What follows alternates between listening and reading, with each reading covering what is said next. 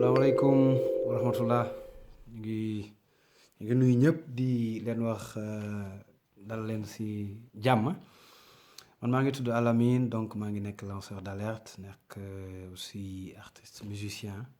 voilà porteur de projet et tout donc principalement aussi ma nekk celui qui a mis sur place le mouvement JVD buy tekki jeunesse valeur et développement. Donc voilà tey ñu ngi ñëwaat pour waxtaan ak yéen dans le cadre de ce qui se passe ci àdduna bi particulièrement ce qui se passe au Sénégal donc comme ni ma koy waxee bés bu nekk rek je pense que message bi dina leen fekk ci jàmm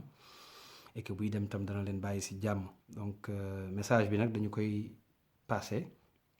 parce que dañu gis ne dañu jàpp ne dañu gëm ne dañu nekk on est sûr sur le fait que Sénégal ñoo ko bokk àddina bi sax déjà ñoo ko bokk. Et que am nañu kenn ku nekk ci ñun droit wu di ci wax ci façon bi mu gën a tegginewee sa gis-gis ak ci ni muy doxee surtout donc balaa ñuy dugg ci loolu dañuy déjà jaale Sénégal yépp parce que gis nañ ni weer yi ñu génn weer yu metti ci ñun la parce que perte nañ ci suñu ay xarit perte nañ ci suñu ay mbokk perte nañu suñu ay mbokk ci yàlla perte nañu suñu ay sëriñ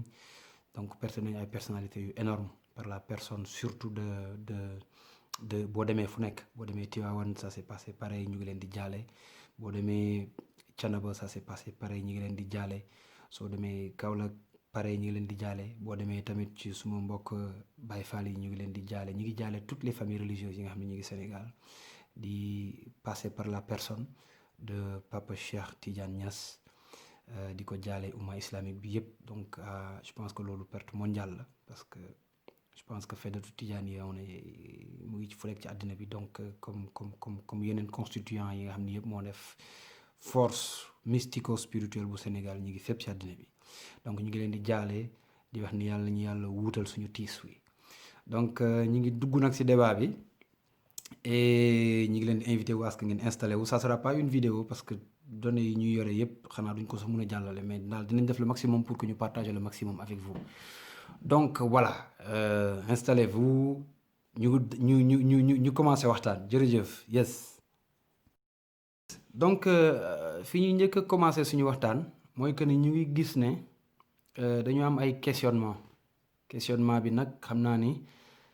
dina laaj beaucoup d'objectivité si surtout ñuy déglu parce que xam nga waajur bu ko doom dee questionné wala sëriñ taalibe di ko questionné. bu amul maturité rek je parle de waajur ba je parle de sëriñ ba je parle de njiit ba dina xaw a compliqué donc tey vidéo bi basically c'est ci loolu la ci questionnement la donc dañu gis ne pandémie bi ñu tuddee coronavirus déjà tuddee ko pandémie daf ma jaaxal dans la mesure où boo ñëwee ci tubaab yi am na benn courant de pensée benn école de pensée bu tudd hédonisme mooy benn xalaat la boo xam ni dafay may doole dafay mettre en avance l'intérêt général l'intérêt public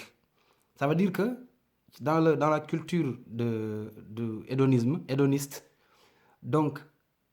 su ñu nekkee 10 ci benn kër mu am ku feebar mu am ku am lu ko dara dal daal koo xam ni daal moom kese su nekkee ci mbooloo mi dina soppi doxalin dina compliqué pour mbooloo mi dañuy xool intérêt bi d'abord dañuy xool ne lii bu ñu ko defee par exemple mu am koo xam ni foog mu naan je parle à titre d'exemple koo xam ni foog mu naan sédaspirine mais bu naanee sédaspirine moom dina wér moom kese mais yeneen 9 personnes yi nekk ci wetam ñoom pour kooku naan sédaspirine bi il faut que ñu bàyyi liggéey il faut que ñu bañ a lekk il faut que ñu bañ a naan il faut que ñuy feebar il faut donc logique bi hédoniste yi di demee mooy du ñu topp benn nit boobu du ñu topp donc la majorité du topp mukk la minorité surtout la majorité consciente la majorité objective donc ñu gis dama leen di jox ñaar ba ñetti dëkk dama leen di jox France jox leen Sénégal jox leen Algérie ça fait 43 millions d'habitants c'est aberrant là 43 millions d'habitants yi dafa am 1300 personnes yu dee pour Covid essayez de faire parallélisme bi essayez leen ngeen def règle de 3 boobu entre 43 millions et 1300 personnes bi loolu amee ñu ne léegi 43 millions 42 millions 98 mille 700 yi dañuy arrêté liggéey dootuñu voyager ti dootuñu Sénégal sax xaw na tane mais Algérie 5 mois xaw ma 6 mois lañ tëj seen jumaa yi jàppuñu julli ñu wooruñu defuñu dara ñu def loolu maanaam imposer leen une restriction boo xamante ne pour 1300 personnes qui sont mortes alors que 99% des décès dans ce pays sont dus à autre chose que le Covid. Donc pour maintenant les 1% de personnes qui meurent et qui sont dues au Covid, on va empêcher à 42 millions de personnes de vaguer à leurs occupations, de vivre. On va empêcher à un père benn wayjur dañ koy empêcher mu dundal ay doomam parce que xam nañ ni muy Algérie muy Sénégal muy feneen da ngay xëy liggéey ñëw dund. Donc ñu jógee ci Algérie ñu ñëw Sénégal on est 16 millions. Sur les 16 millions, on a 10-12 000 personnes infectées. Et sur les 10-12 000 personnes infectées, on a plus de 7 000 personnes, soi-disant, guéries. Donc, on a 5 000 personnes concernées par cette pandémie. Ces 5 000 personnes-là, concernées par cette pandémie, il y a 240 et quelques UD. Vous imaginez l'aberration du mois de mars jusqu'au mois d'août. Ça veut dire 5-6 mois, 200 personnes ont dé. Est-ce que pour 200 personnes ont dé, nous avons si je gisee ay suñu papa yi suñu sëriñ yi ñuy takk ay masque du ma comprendre parce que ça veut dire que inconsciemment du ma wax consciemment inconsciemment ñi ngi adhérer à cette dynamique là bi nga xamante ne pour 200 personnes yu dee ñu ngi empêcher 16 millions de personnes ñu vaguer à leurs occupations ñu dundal seen njaboot dem na ba ndoxu foos lañuy camion manque douce la ñuy jël def ci ndox di ko jox les citoyens pour ñu koy naan dem na ba boo demee Touba nit ñi dañu mujj génn rebellé wu parce que mënatuñu pour 200 personnes qui sont mortes. Est-ce que xam ngeen ni chaque jour Sénégal 60 enfants âgés de moins de 5 ans ñu ngi dee parce que amuñu plateau médical boo xamante ni mën na permettre xale yooyu noonu ñu mën leen prendre en charge bu ñu juddoo de 0 à 5 ans 60 xale ñooy dee par jour donc 60 xale en 5 mois on a eu écoute, on va faire le calcul. Donc, 1 mois égale 30 jours. Donc, 6 fois 3, 18. Donc, chaque mois, il y a 1800 khalé au Sénégal. Multiplions 1800 fois 5. Donc, 1800 fois 5 égale 9000 khalé ñoo dé du mois de février au mois d'août. Donc, sur 9000 khalé yi dé, amul benn sëriñ bu génn rebellé wu ne bëggatuma suma doomi talibé yi di dé. Amul benn politicien bu génn ne bëggatuma suma doomi partisans yi militants yi di dee amul benn artiste musicien bu jóg bu ne bëggatuma suma doomu fans yi di dee amul kenn ku ci wax parce que pourquoi on n'est pas concerné parce que suñu doom yi ñu ngi dund donc suñu ñëwee tey ba à ce level ñu ñëw tey ci niveau bii ñu toll mooy ñu toll ci 200 personnes yu dee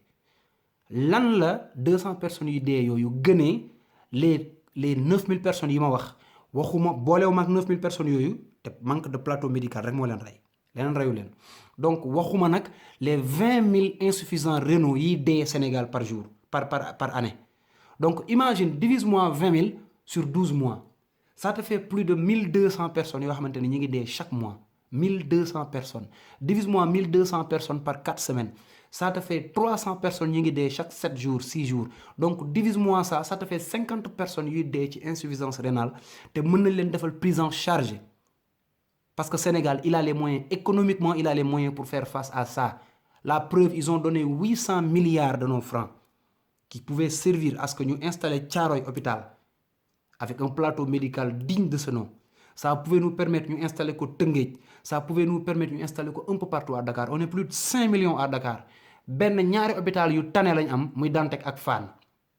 je parle pas des médecins qui y bossent mais je parle de la logistique qui les accompagne dans leur boulot su ñu jógee ci loolu ñu jógee ci décès yi ma leen wax yëpp nga xam ne taxul benn amul benn logique boo xamante ni muy nguur gi muy gouvernement bi muy man dama comprendre ne yonent yàlla Muhammad sallallahu alayhi wa sallam bi muy dund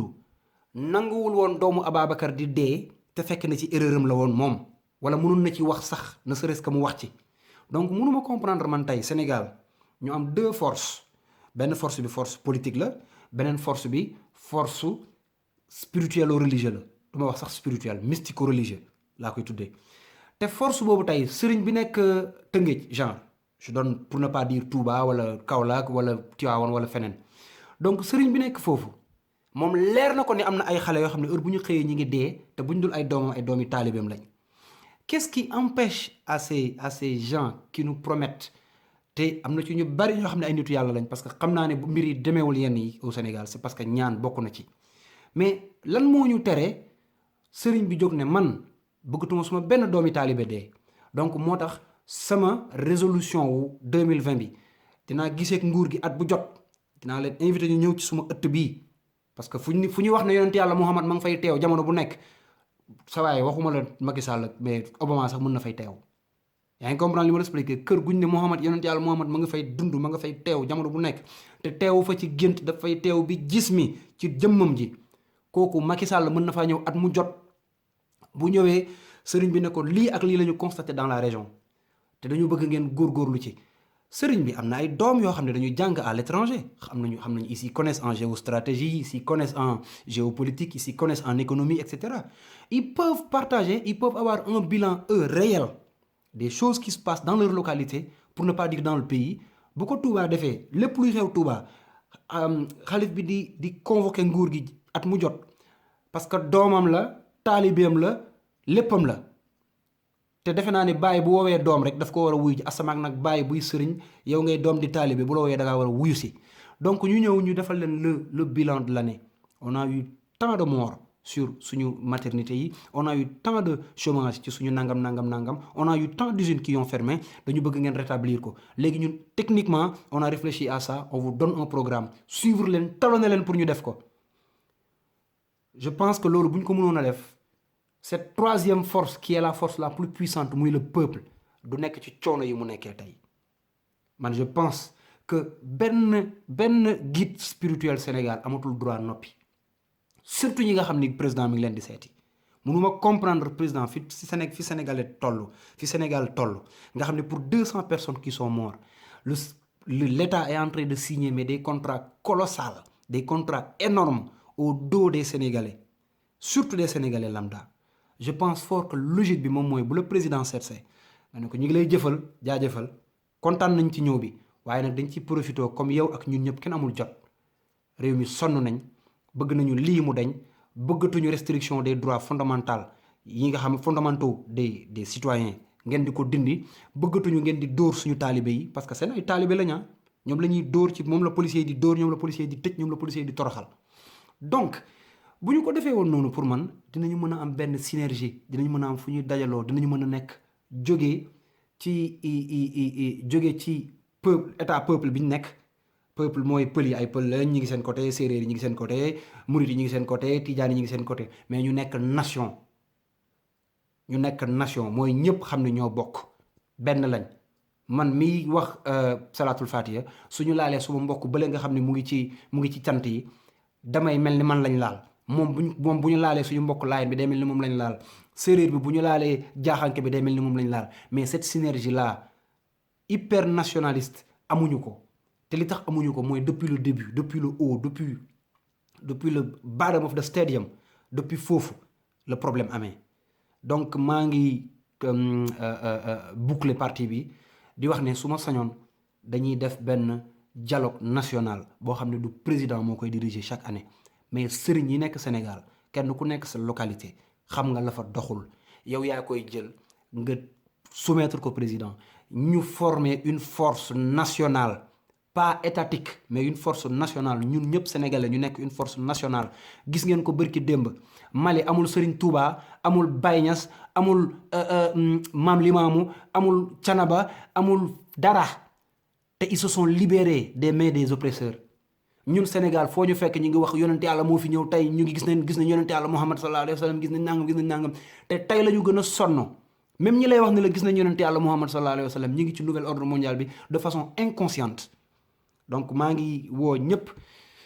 pour ñu bàyyi ci loolu xel te ñu xam ni lii constat la ak questionnement boo xam ni doom moo koy def mais patriote moo koy def mais tamit taalibe moo koy def parce que man su ma jógee sama kër aw ma lu ma lekk ma ñëw sama kër sëriñ fekk ko muy lekk ginaar j'aurai des questions à me poser parce que su ma jógee sama kër aw ma lu ma lekk ma ñëw kër député bi dëkk suma koñ mu am lu mu lekk dinaa ko traité de sàcc dinaa ne ko mënuloo yow di liggéey pour la nation man ma nekk la nation man ma nekk le peuple man aw ma lu ma lekk yow ngay lekk ginaar bay tuur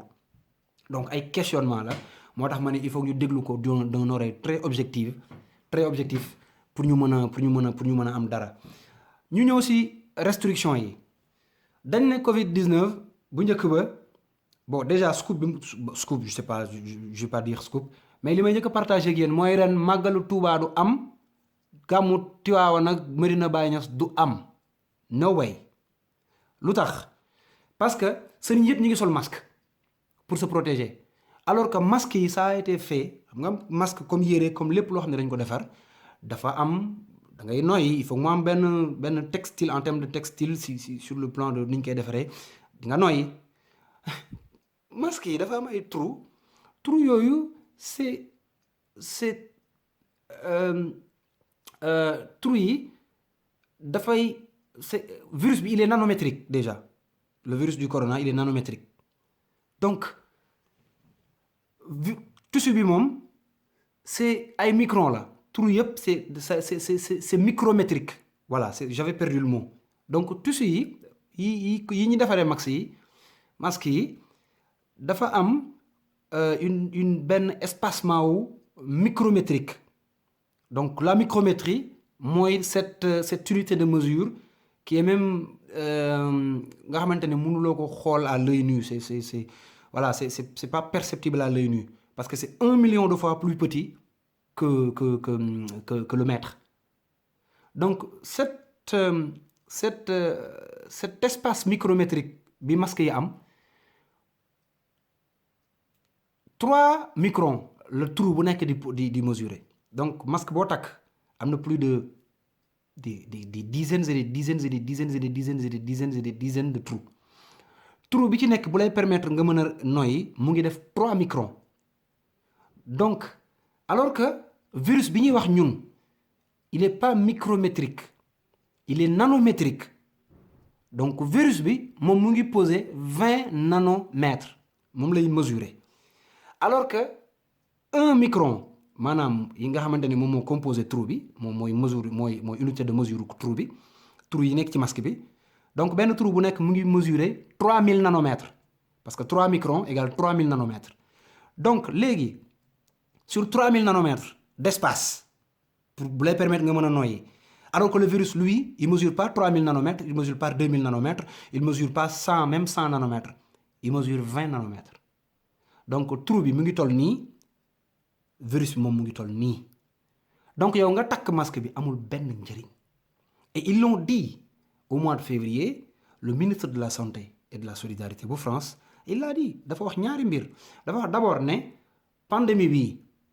du yegg ci France parce que suñu experts yi nga xam ne ñun en santé ñoom ñoo nekk France et en experts dans virologue machin ils ont fait tout leur checking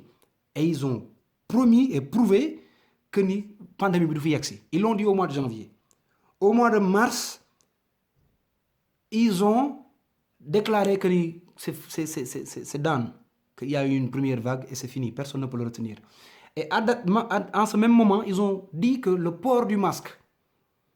hormis ñoom ñi ñu ko destiné mooy les personnes soignantes le corps médical population bi soxlawuñu masque parce que masque yi jariñul dara pour ce virus et ils avaient raison quand ils disaient ça parce que le virus il est nanométrique alors que le masque lui ces trous ils sont micrométriques donc benn trou dafay jël 3000 benn trou mu ngi def 9000 nanomètres benn trou parce que 1 micron égale 3000 nanomètres donc il y a 3 microns qui pour avoir benn surface ou benn trou masque donc 9000 c'est terrible ça 9000 nanomètres alors que le virus moom il fait 20 nanomètres donc imaginez divisez-moi 9000 par 20 vous allez voir le nombre de virus que vous prenez à chaque fois que vous avez le masque et que vous inspirez en plus de cela il a été prouvé que ni quand tu as un masque qui filtre à l'échelle à hauteur de 30%, toi tu rebouffes da ngay nokkiwaat 25 à 30% sa oxygène bi sa gaz carbonique bi ngay dégager. Donc imagine vous passez 8 heures de temps à prendre à chaque inspiration j'ai dit heure boo nooyee rek yaa ngi nooyee 25% wu gaz carbonique bi ngay dégager yow toxique bi ngay dégager yow pour mën a revitaliser wu pour mën a dund yaa ngi nooyiwaat xaaj ba genn wàll quart bi plus ou 25% bi. léegi imagine nit ki ñaata yoon lay inspirer di expirer par minute par seconde. Donc tu passes 8 heures de temps sous ce masque, sous cette masque. ñu jógee ci loolu donc loolu day symboliser ne ñi nga xamante ne ñi ngi takk masque yi donc comprendre ñu déjà dynamique gu masque yi ba pare comprendre wuñ fi gars yi bëgg jëm parce que bu fekkente ne ñoom dañ la wax ne dañuy xeex Sénégal dañuy xeex coronavirus bi nga xam ne 10 000 personnes la touché yaa ngi comprendre unité 1 rek parcelle boo demee ëpp nañ 10 000 te unité 1 rek même bu ici ils étaient tous infectés nañu ma baal parce que fa laa dëkkoon mais ça n'oblige pas le fait que ñu rey Sénégalais yi à ce niveau ça ne du dëgg. Donc leur objectif ça n'a rien à voir avec le masque ni avec le virus. Leur objectif ça a à voir avec la restriction des droits fondamentaux des populations pour leur obliger à une soumission totale, intégrale et sans discussion de façon benoîte à cette nouvel ordre mondial. Donc fan la ñu commencé gis nga dóor nañ nit ñi dugg nañ ci biir nit ñi moo tax xaw ma ku ñu manqué woon ñun Sénégal waaye Mame Abdou Aziz Sy Dabakh manqué nañu parce que man leer na ma ne bu fi nekkoon gis policiers yi dem Kër Massar dugg kër imam juma fekk ko njabootam ñuy julli di jàpp di jaamu yàlla ñu toroxal leen dóor leen dana génn def déclaration wax mais dégguñu kenn ku wax ay ñun rek lañ dégg ñu wax ñun suñu sama genre gi nga xamante ni voilà ñun à part volonté amuñ dara ak xanaa yàlla te kuñ bu ñu amee yàlla kon sax am nañ lépp donc dégguloo kenn ku wax dama mos a dégg non loolu sa grave parce que je veux pas dugg si yenn détails yi quoi mais en tout cas masque yi c'est une aberration du dëgg la preuve on a demandé aux Dakarois da ngeen di sol masque pour coronavirus wala da ngeen di sol masque parce que 6 000 francs ils ont tous dit que dañuy sol masque pour 6 000 francs donc là rek on devait comprendre que ni l'État il est en train d'échouer il est en train de son jeu est en train d'être dévoilé aux yeux du grand public parce que boo demee ba nit ki munoo am ci moom dara dafa mel ni nga jur sa doom munoo am ci moom dara li fekk dóoroo ko kooku nekkatuloo baayam kooku paternité amatu fa mystical li amatu fa physical li amatu fa emotional li amatu fa donc bu ñu demee tey ba nekk ci état ñu gis ne masque yi nga xamante ne c'est juste pour nous obliger à ce que ñu wax waaw pour prochain projet bi mooy bu ñu nangoo masque yi parce que léegi ku solul masque doo génn yaa ngi comprendre li ma la expliqué donc dinañu dem ba après dinañ ne masque yi sax ñoom ñoo la koy waxaat ne efficaceul su la waxee masque yi efficaceul c'est pour te dire que ni li efficace léegi mooy vaccin bi donc loolu moom ñu ngi ci ñëw ci kanam pour gën a expliquer loolu